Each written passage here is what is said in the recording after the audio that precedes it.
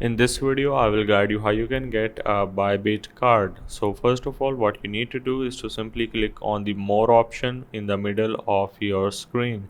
Then you're gonna need to scroll down until you see the option of finance and click on the card button. Now once you click on it, as you can see, we have all the necessary information about the Bybit card. But what you need to do is to simply click on this apply now button. But before that, make sure to click on the select your country and select the country that you are living in right now. If the country is not supported, it will gonna show you the error in the red color on the bottom that your country is not supported. But if it's available, you just need to click on this confirm button and make sure to verify your identity. Then you just need to complete the eligibility check. This include identity verification and address verification. As I said earlier, you will also be requested to set up Google two-factor authentication if you have not set it yet, and after successful submission, your virtual Bybit card application will be under review, and